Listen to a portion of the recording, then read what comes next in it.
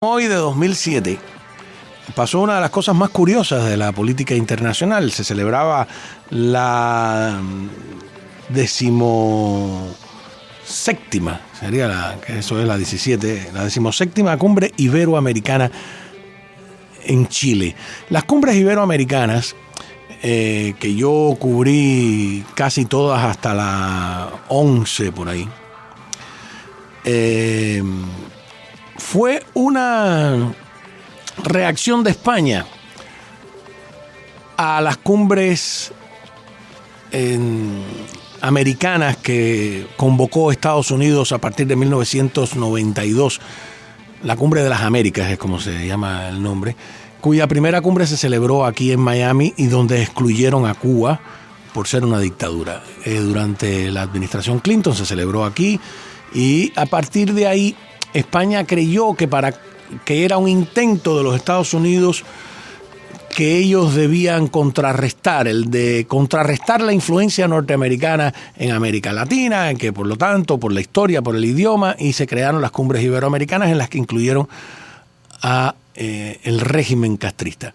Y fue muy curioso porque a partir de ese momento Cuba decidió participar, como lo habían excluido de las cumbres de las Américas, en las cumbres iberoamericanas, y Fidel Castro personalmente se había producido la caída del muro de Berlín, la desintegración de la Unión Soviética, el mundo al que estaba enganchada La Habana se le venía abajo, llegó eso que le llamaron periodo especial, que fue un eufemismo para no decirle crisis económica, que es lo que fue en todos los sentidos. Vino la crisis de los balseros del 94, todo ese tipo de cosas. Así que Fidel Castro decide empezar a participar en las cumbres iberoamericanas, incluso ponerse traje y corbata, que fue toda una noticia. Pues Fidel se quita por primera vez el traje verde olivo, etcétera. Andrés Reinaldo, que acaba de entrar aquí, sonríe recordando cómo cubrieron aquello desde el Herald, ¿no? Así. Y entonces para mí y para otros periodistas resultó interesante porque de repente, por primera vez en la historia de la dictadura cubana, se sabía con un año de antelación en qué país y a veces en qué hotel iba a estar Fidel Castro. Y entonces, por eso es que la prensa de Miami hizo algo inédito a partir sobre todo del encuentro de Bernadette Pardo con Fidel Castro en la primera cumbre iberoamericana que se celebró en Guadalajara, México, y que donde Bernadette le dice aquella famosa frase de somos un solo pueblo divididos por un solo hombre, ¿no? Y que claro, Fidel se le acercó porque ella era la hija de Pardollada, que había sido íntimo amigo de Fidel Castro hasta que decidió romper con él, muy al principio de la revolución. De hecho, hay un libro maravilloso escrito por Pardollada que se llama Fidel Castro de los jesuitas al Moncada, que cuenta un poco su experiencia en habiendo conocido a Fidel antes del mito. El mito de Fidel empieza con el Moncada, ¿no? Entonces, y un viaje que da a la finca de Virán.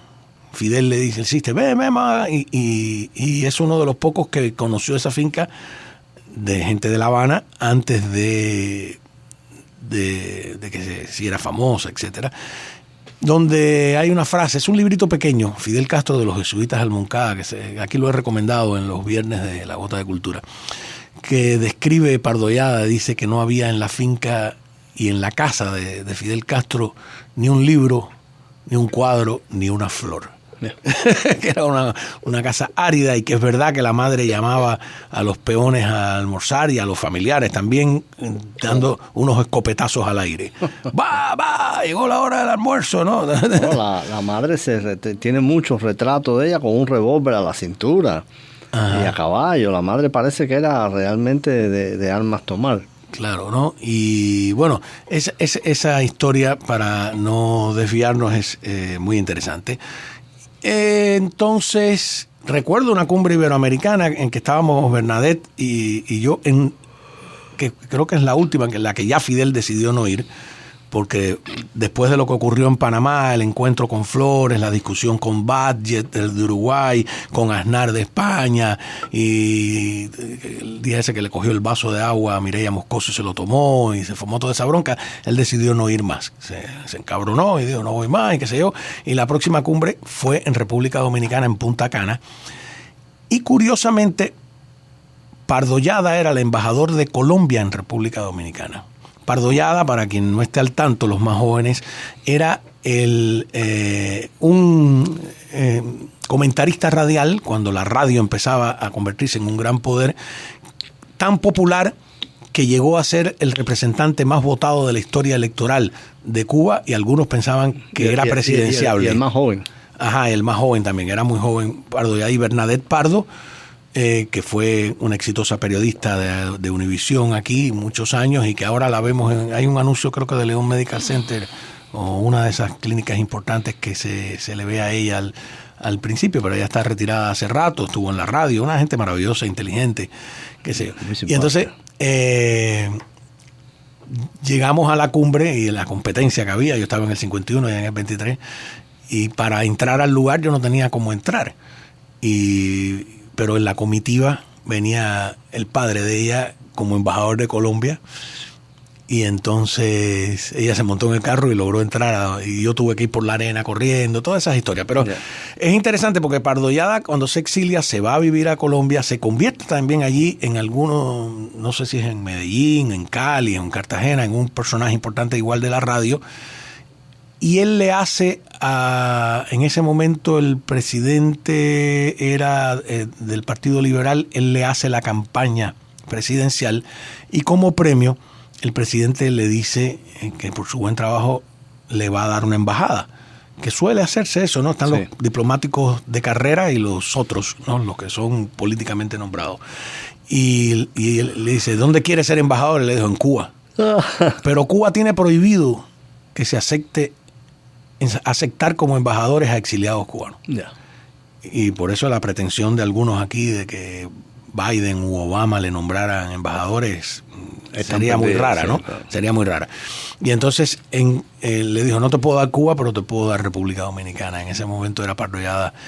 Bueno, ¿a dónde vamos? Están las cumbres, ya llegamos y estas cumbres se hicieron inútiles, siguen haciéndose, ya no tienen ninguna importancia, pero yo había estado en la primera de Chile, cuando todavía Menem era presidente de Argentina, y esta es una segunda cumbre que se hace en Chile, que es ya la número 17, y se da un caso porque ya está Hugo Chávez, que la primera cumbre que había ido era la del 2000 en Panamá, esa de la bronca.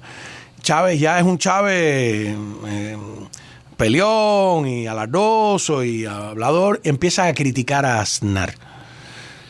Y mira qué interesante la democracia, que Zapatero, que era del Partido Socialista, enemigo político de Aznar o contrincante político de Aznar, le dice a Chávez, mire, disculpe, pero hay que respetar, yo estoy en las antípodas de Aznar, pero él es un presidente que fue electo por el pueblo español, usted tiene que respetarlo aquí. Y Chávez sigue hablando y hablando, y entonces saca la cabeza el rey y le dice, ¿por qué no te callas?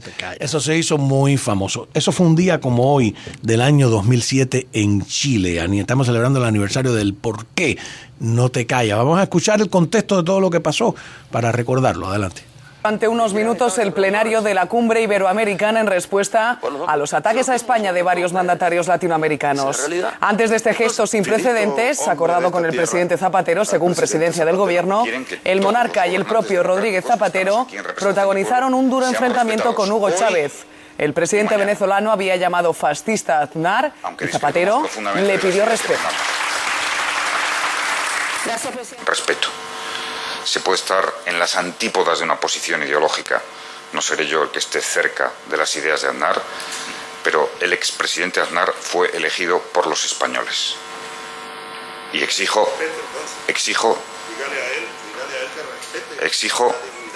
un momentín. Exijo ese respeto. Por una razón, además. Por supuesto. Bien. ¿Por qué no te callas? Por favor, no hagamos diálogo. Han tenido tiempo para plantear su posición. Sí, un momentito. Presidente, termine bueno, y después... ¿Por qué no te callas? Hizo muy famoso el ¿por qué no te callas? Tú me dices, Liana, que hay una canción del ¿por qué no te callas? Sí, Orlando Urdaneta. A ver, ¿la tienes por ahí? Aquí la tengo. A ver, ¿cómo es?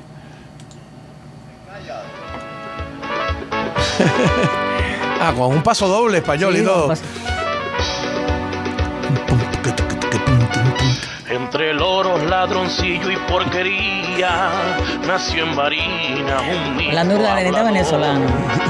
Nunca Dios se imaginó tanta torpeza y es imposible que puedan haber dos. El mico siempre ha sido y lo será, un eterno hablachento sin igual. Por eso se oye con afán. ¿Por qué no te callas?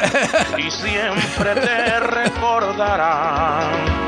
¿Por qué no te callas? Qué bueno está eso. Bueno, pues hoy estamos tremendo, ¿no? Pero la vida se va enredando y mira, Chávez, qué mal, ¿no? Sabe Dios, exacto, sabe Dios cómo murió Chávez.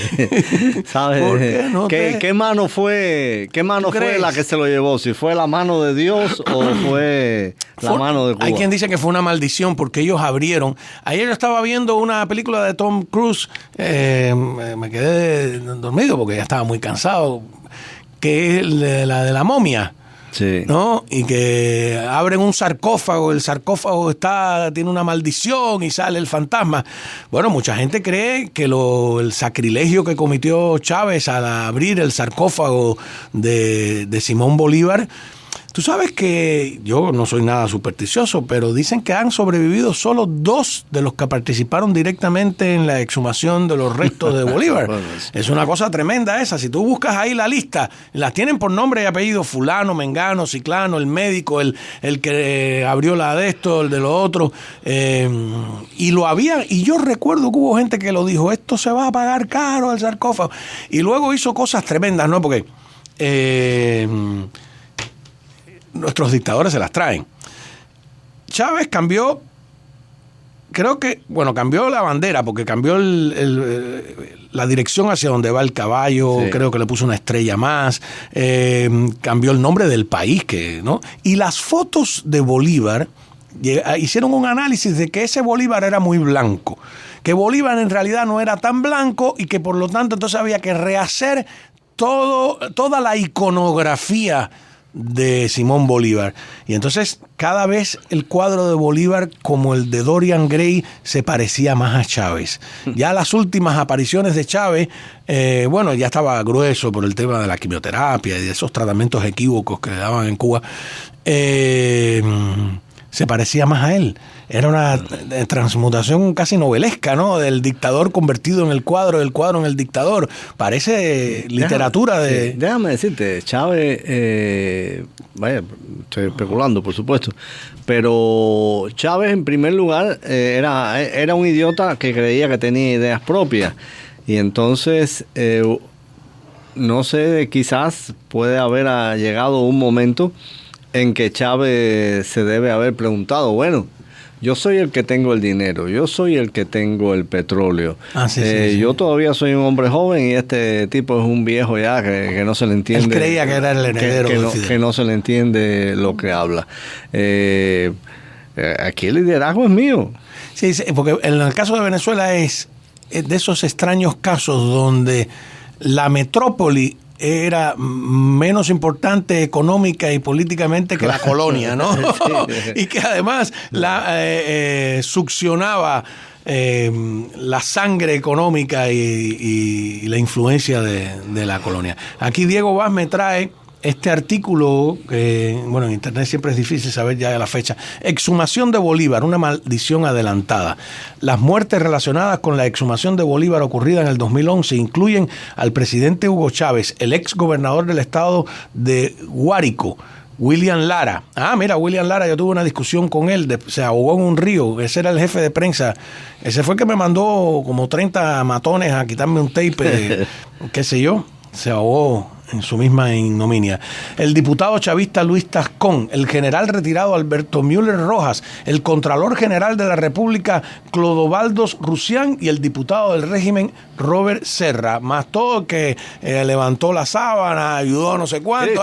Hay una colección de muertos de la momia de Bolívar que es más muertos que el de la momia de Mira, Tom Manuel, Cruise. están escribiendo. Ajá. Y dice Manuel, bueno, saludando también, y también Domingo, que Chávez también maldijo a Israel. Ah, sí, no. Los discursos antisemitas de Chávez dan miedo.